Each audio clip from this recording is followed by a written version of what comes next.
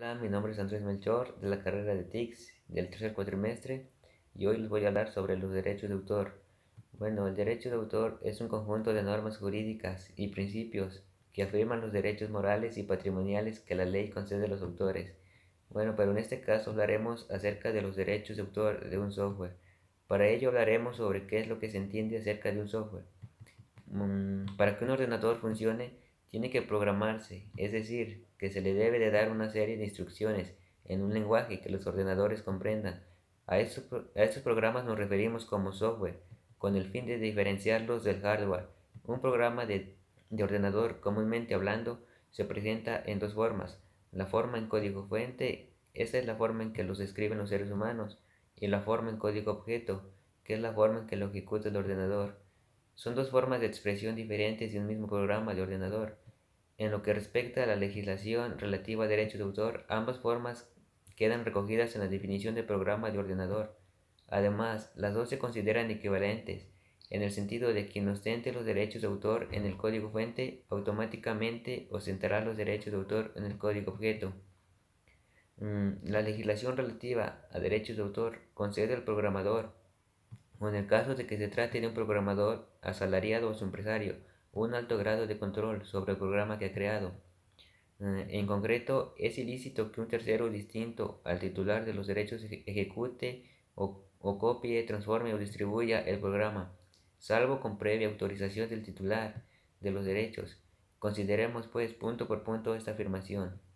Es necesaria la previa autorización del titular de los derechos para ejecutar el programa. También es necesaria la previa autorización del titular de los derechos para realizar una copia del programa por cualquier motivo. Traducir un programa de ordenador de código fuente a código objeto, compilar, se considera como copia y por tanto es necesaria la previa autorización. Lo mismo sucede al traducir un programa de ordenador de código objeto a código fuente, descompilar.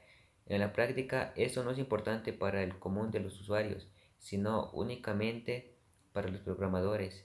Es necesario también la previa autorización del titular de los derechos para la transformación del programa. Mm, También es necesaria la previa autorización del titular de los derechos para la distribución del programa. Eso incluirá, por ejemplo, la distribución del programa por Internet. Hay que tener en cuenta que al igual que en la legislación general sobre derechos de autor, no es necesario registrar, notificar la existencia de derechos de autor, ni cualquier otra formalidad para gozar de la protección de los derechos de autor, ya que esto es automático, y en el software solo se protege el propio programa de ordenador y no las ideas subyacentes del programa. Es decir, que es perfectamente lícito coger un programa de ordenador escrito por un tercero y escribir otro que cumpla la misma función. Es necesaria la previa autorización del titular de los derechos para ejecutar, copiar, transformar o distribuir el software. En términos generales, el programador que escribe el programa es el titular de los derechos. Cuando hay más de un programador, se establece la cotitularidad. Existe una excepción importante cuando el programador crea un programa durante el ejercicio de su empleo. El empresario es el titular de los derechos, salvo pacto en contrario entre el programador y el empresario.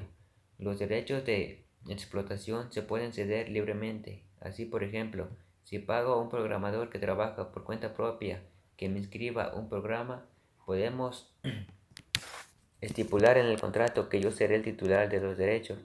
Y bueno, pues esto sería todo. Muchas gracias.